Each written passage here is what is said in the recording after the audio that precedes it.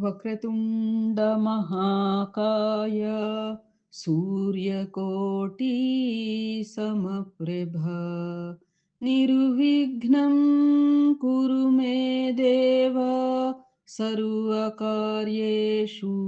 సర్వదా గురు బ్రహ్మా గురుర్విష్ణు గురుర్దేవో మహేశ్వరః గురు సాక్షాత్ పరబ్రహ్మ తస్మై శ్రీ గురవే నమః. శారదా శారదాంభోజ వదనా వదనాంబుజే సర్వదా సర్వదాస్మాకం సన్నిధిః సన్నిధిం క్రియాత్. వాగర్ధావివ సంపృక్తౌ వాగర్ధప్రతిపత్తయే జగతః పితరౌ వందే పార్వతీ పరమేశ్వరౌ. ఓం గం గణపతయే నమః. సద్గురవే నమః. శ్రీ మహాసరస్వత్యై నమః. ఓం నమః శివాయ. శ్రీమాత్రే నమః. మనము శివానందలహరి నేటి పారాయణ రీత్యా 76 నుంచి 81వ శ్లోకం వరకు చెప్పుకోవడానికి ప్రయత్నం చేద్దామమ్మా. పారాయణ ఆరంభించుకుందాం. భక్తిర్మహేశ పద పుష్కరమావసంతి కాదంబినీవ కురుతే పరితోషవర్షం సంపూరితో భవతి యస్య మనః తటాకః తజ్జన్మ సస్యమఖిలం సఫలం చ నాన్యత్. శ్రీమాత్రే నమః. ఓం నమః శివాయ. భక్తి మేఘమాలిక వలె మహాదేవుని పాదపద్మమును గగనమునందు వ్యాపించినది అయి ఆనందవర్షము కురియును. అట్టి ఆ వర్షమునకు ఏ పురుషుని మానస సరోవరమంతయు నిండునో వాని జన్మమను సస్యమే సఫలమైనది అగునుగాని తక్కినది కాదు అని. అంటే భగవత్పరమైనటువంటి భక్తిని శంకరులు ఈ శ్లోకంలో ఒక మేఘంతో పోల్చి వర్ణించారు అన్నట్లుగా. భక్తి అనే మేఘం ఈశ్వర పాదం అనే ఆకాశం అందే విహారం చేయాలి, అంతే కదా. మేఘాలు మరి ఆకాశంలోనే విహారం చేయాలి కదా. అటువంటి భక్తి మేఘం వల్ల ఆనందం అనే వర్షం కురిసి మనస్సు అనే సరస్సు నిండినప్పుడే జన్మ అనే పంట పండుతుంది గాని ఇతర విధానాల వల్ల కానే కాదు అని. జన్మ అనే పంట అంటే జన్మ సార్థకత లభిస్తుంది కదా అన్నట్లుగా. మనస్సంతా కూడా భగవత్పరమైన భక్తి వల్ల పొందే ఆనందం నిండాలి, జీవితం పండాలి అని అన్నట్లుగా. ఏమ్మా తదుపరి శ్లోకం. బుద్ధిః స్థిరా భవతు మీశ్వర పాదపద్మా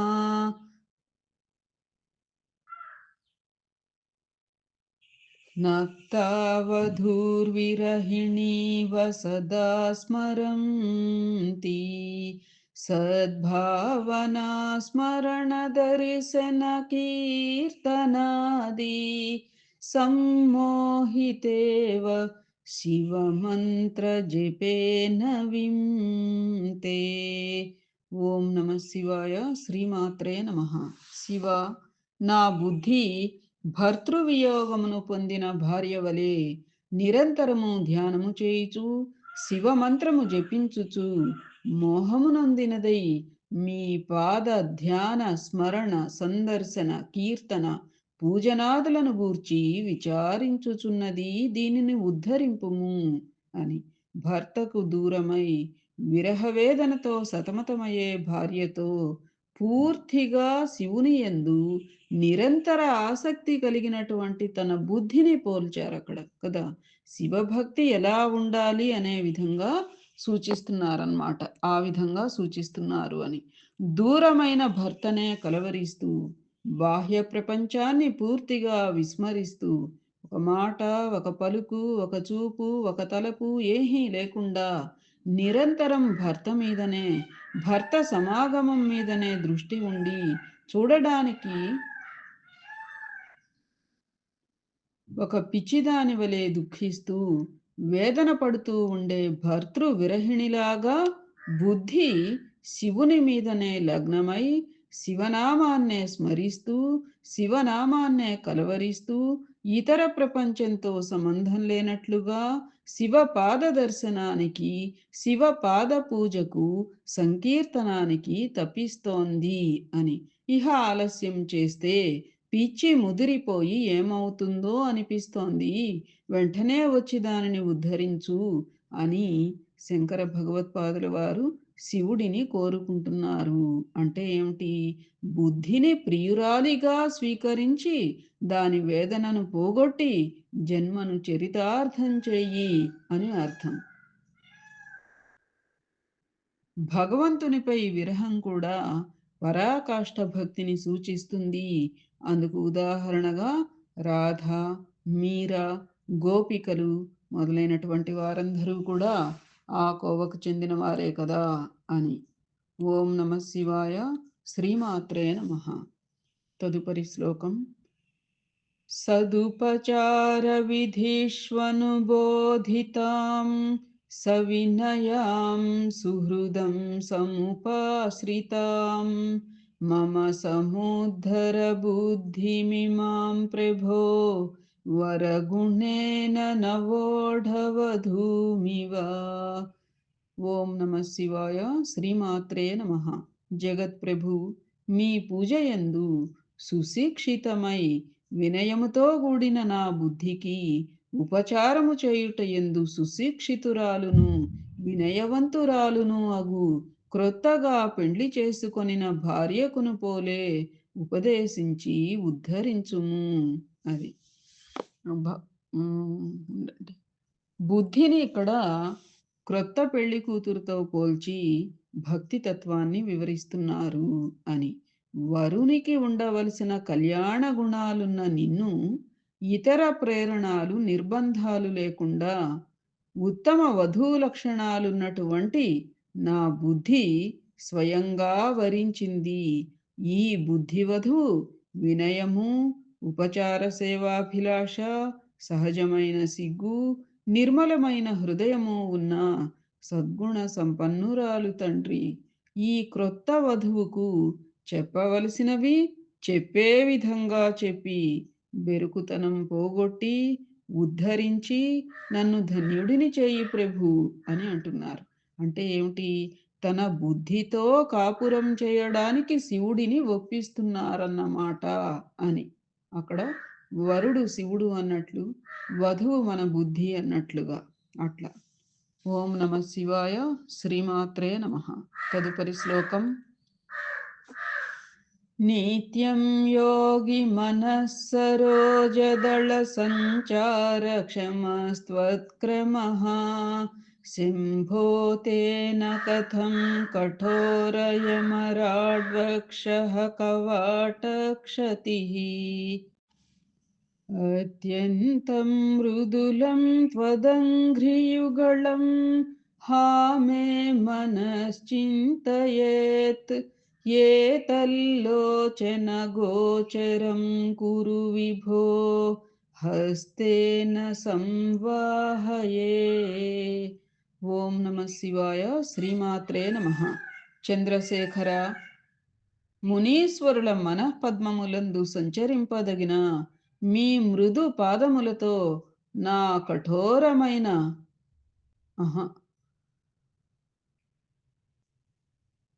కామా ఫుల్ స్టాప్ అట్లా కాదు. మునీశ్వరుల మనఃపద్మములందు సంచరింపదగిన మీ మృదు పాదములతోనా కఠోరమైన ఆ యముని రొమ్ము ఎట్లు తన్నితివి తండ్రి. అయ్యో, నా మనస్సునకు మిక్కిలి విచారం కలుగుచున్నది. నా కనుల కగుపడునట్లు చేయుము. నా చేతులతో మీ పాదములొత్తి సేవ చేసేదను గదా అని. భగవంతుని చూడగానే భక్తి కలుగుతుంది. ఆ తరువాత భగవంతుని పాదసేవ చేసినప్పుడు ముక్తి కలుగుతుంది. అంటే భగవంతుని ముఖము భక్తిని, పాదాలేమో ముక్తిని కలగచేస్తాయి అని. అందుకే ఎక్కువ మంది భక్తులు భగవంతుడి పాదాలకే ప్రాముఖ్యాన్ని ఇస్తారు. అందుకనే శంకర భగవత్పాదులు కూడా గురు పాదుకా స్తోత్రాన్ని వ్రాసారని, శ్రీ విద్యలో పాదుకాంత దీక్ష ప్రసక్తి ఉంటుందని, రామాయణంలో కూడా పాదుకా పట్టాభిషేక ఘట్టం ఆధ్యాత్మిక రహస్య విషయాలతో ప్రాముఖ్యాన్ని కలిగి ఉంటుందని, గుహుడు శ్రీరాముని పాదాలను నీళ్లతో కడిగే భాగ్యాన్ని చిత్రంగా దక్కించుకున్నాడని, ఇట్లా శంకర భగవత్పాదులు కూడా శివునితో చిత్రమైన సంభాషణ చేసి ఆ అవకాశాన్ని దక్కించుకునేందుకు గాను ఈ శ్లోకం ద్వారా ప్రయత్నించారా ఏమిటి అని అనిపిస్తోంది అన్నట్లుగా. శివా, నిన్ను నిరంతరం యోగులు మనస్సులలో ధ్యానిస్తూ ఉంటారు. అప్పుడు నువ్వు వారి హృదయ కమలాలకు సంబంధించిన రేకులపై సంచరించవలసి వస్తుంది. ఇది నీకు నిత్యము తప్పనిసరైన పనే కదా. సహజంగానే నీ పాదాలు మృదువుగా ఉంటాయి. యోగుల హృదయ పద్మాల రేకులపై నిత్యము నడవవలసి రావడంతో అవి మరింత సుకుమారంగాను శుతిమెత్తగాను తయారై ఉంటాయి. అటువంటి శుతిమెత్తని పాదాలతో బండరాయి లాంటి, తలుపు రెక్క లాంటి కఠినమైన ఆ యముడి ఎదురు రమ్ముని ఎలా తన్నావయ్యా అమ్మో! దీన్ని తలుచుకుంటేనే నాకు కడుపు తరుక్కుపోతోంది. మనస్సు చివుక్కుమంటోంది. హృదయం ద్రవించిపోతోంది. ఏది, ఆ పాదాలను ఒక్కసారి నా ముందు పెట్టు. చేతులతో మెత్తగా పట్టుకొని ఒత్తుతాను అని పాద సంసేవన భాగ్యాన్ని దక్కించుకునే ప్రయత్నం చేసి తరించారు శంకర భగవత్పాదులు వారు అని. మనం కూడా అలా ప్రయత్నం చేయాలి అన్నట్లుగా. అది. ఓం నమ శివాయ. శ్రీమాత్రే నమః. తదుపరి శ్లోకం. ఏష్యత్యేష జనిం మనోస్య కఠినం కృష్ణ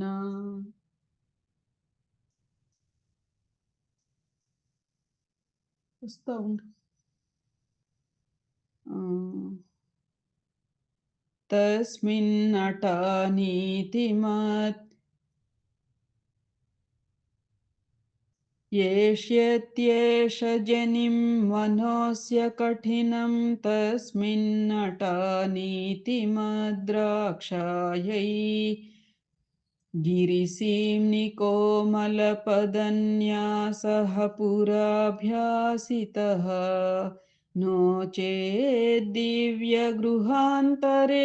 सुमनस्तल्पेषु वेद्यादिषु प्रायः सत्सु शिलातलेषु नटनं शम्भो किमर्थं तव. ఓం నమ శివాయ. శ్రీమాత్రే నమః. శివ, నీవు నన్ను గూర్చి ఈ పురుషుడు భూమిలో పుట్టబోవును, వీని మనస్సు మిక్కిలి కఠినంగా ఉండును, అప్పుడు నాకు దాని యందు సంచరించవలసి వచ్చును అని ఆలోచించి నా రక్షణమునకై నేను పుట్టక పూర్వమే కఠినమైన కొండల మీద నీ కోమల పాదములతో నడుచుటకు అలవాటు చేసితివి.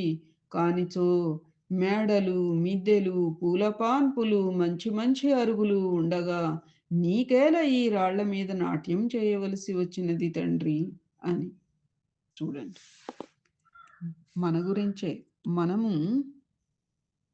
భూమి మీద పుట్టబోతామని, మన మనస్సు మికిలి కఠినంగా ఉంటుంది, అయినప్పటికీ ఆ మనస్సులో, మన మనస్సులలో ఆయన సంచరించవలసి వస్తుంది అని ఆలోచించి, అంత కఠినమైన మనస్సులో సంచరించడానికి అన్నట్టుగా ఆయన ఏం చేస్తున్నారట, మనం పుట్టక ముందే కఠినమైన కొండల మీద ఆ శుతిమెత్తని పాదాలతో నడవటం అలవాటు పడినాడు అని. ఒక నిమిషం. క్రితం శ్లోకంలో మనం శివుని పాదాలు సుకుమారంగా శుతిమెత్తగా ఉంటాయి అని చదువుకున్నాం కదా. అయితే అటువంటి శుతిమెత్తని పాదాలైనా కూడా రాళ్ళ మీద, రప్పల మీద ఎందుకు నాట్యం చేయవలసి వచ్చిందో చాలా చిత్రంగా ఈ శ్లోకంలో విశదపరిచారు అని. శంకరాచార్యుల వారు ఏమంటున్నారట, "ఓ పరమేశ్వరా! కొంతకాలానికి కలియుగం వచ్చినప్పుడు వీడొకడు కాలడిలో జన్మిస్తాడని." శంకరాచార్యుల గురించే ఆయనకాయన చెప్తున్నారమ్మ. కాలడిలో ఆయనే కదా పుట్టారు. అది. కాలడిలో జన్మిస్తాడని, కఠినమైన నిర్ణయాలు ఎన్నో వీడు తీసుకోవలసి వస్తుందని, మాతృప్రేమ ఉన్న తల్లిని వదిలి వెళ్ళడం, ఇంద్రియ సుఖాలను వదిలి సన్యసించడం, అభిమానానికి తావివ్వకుండా గురువును ఆశ్రయించడం మొదలైనవి. అందుకు కావలసిన కఠినమైన మనస్సు వీడికి ఉండి తీరుతుంది. అటువంటి మనస్సునందు సంచరించాల్సిన అవసరం కూడా వస్తుందో ఏమిటో అని నీకు ముందే తెలుసునా? లేకపోతే మరి మిద్దెల్లోనూ, పాలరాతి సౌధాల్లోనూ, పూలపాన్పుల మీద సంచరించవలసిన నువ్వు వాటినొదిలి రాళ్ళ మీద, రప్పల మీద, కొండల్లోనూ, గుట్టల్లోనూ నాట్యం చేసి నీ పాదాలకు కర్కశత్వాన్ని, దృఢత్వాన్ని అలవాటు చేసుకోవలసిన అవసరం దేనికి స్వామి? అందుకోసమే కదా నువ్వలా ఉన్నది అని. నువ్వు ఎంత దయా సముద్రుడవయ్యా! నాపై నీకెంతటి కరుణయ్యా! ఎప్పుడో పుట్టబోయే నా కోసం, నా సంరక్షణ కోసం ముందు నుంచే నీ పాదాలను ఎన్ని కష్టాలను ఓర్చుకునేటట్లు అలవాటు చేశావా తండ్రి! నీ ప్రేమ రమ్య నీ ప్రేమ రమ్యం, నా జన్మ ధన్యం. ఈ శ్లోకంలో శివుని అనుగ్రహం తన మీద ఎంతటిదో కూడా పరోక్షంగా శంకర భగవత్పాదుల వారు మనందరికీ తెలియచేశారు అని. ఓం నమ శివాయ. శ్రీమాత్రే నమః. తదుపరి శ్లోకం. कञ्चित्कालमुमामहेश भवतः पादारविन्दार्चनैः कञ्चिद्ध्यानसमाधिभिश्चनतिभिः कञ्चित्कथाकर्णनैः कञ्चिदवेक्षणैश्चनुतिभिः कञ्चिद्दशामीदृशीम् यः प्राप्नोति मुदा त्वदर्पितमना जीवन् समुक्तः खलु. ఓం నమ శివాయ. శ్రీమాత్రే నమః. ఉమానాథ, ఒకప్పుడు మీ పాద పూజలు, వేరొకప్పుడు మీ ధ్యానములు, ఇంకొకప్పుడు మీ పాద వందనములు, మరొకప్పుడు మీ కథలు వినుట, కొన్ని వేళలో మీ దర్శనము చేయుచు సంతోషమునందువాడు జీవన్ముక్తుడగుదురు. జీవన్ముక్తులవ్వాలి అంటే ఏం చేయాలో ఈ శ్లోకంలో చెప్తున్నారు. కాలక్షేపోన కర్తవ్యం కర్తవ్యం హరికీర్తనం అన్నట్లు కాలాన్ని వృధా చేసుకోకుండా సద్వినియోగపరుచుకోవాలి. ప్రాపంచిక విషయాలు చర్చించుకునేందుకు, ఇంద్రియ సుఖాలను అనుభవించేందుకు, వ్యర్థ ప్రసంగాలకు, స్పర్ధ వాదాలకు, నినాదాలకు వ్యర్థపరిచే కాలాన్ని సద్వినియోగపరుచుకోవాలి. వ్యక్తిగత కుటుంబపరమైన బాధ్యతలు నిర్వర్తించడానికి పోగా మిగిలిన కాలాన్నంతా అది. ఇక్కడ చూసారా? వ్యక్తిగత కుటుంబపరమైన బాధ్యతలు నిర్వర్తించి తీరాలి. అవి అంతేగాని అవన్నీ వదిలిపెట్టేసి నాకు భగవత్ చింతన అంటూ కూర్చోమని ఎవరు చెప్పలే. అవన్నీ కూడా సక్రమంగా నిర్వర్తించుకుని పోగా మిగిలిన కాలాన్నంతా భగవత్ సంబంధ విషయాలపై కొంతకాలం పూజకు, కొంతకాలం స్థుతులకు, మరికొంతకాలం ప్రాణాయామ ధ్యానాదులకు అంటే ఒక రోజులో సంగతే ఇది. కొంతకాలం కొంతకాలం అంటే అట్లా అని కాదు.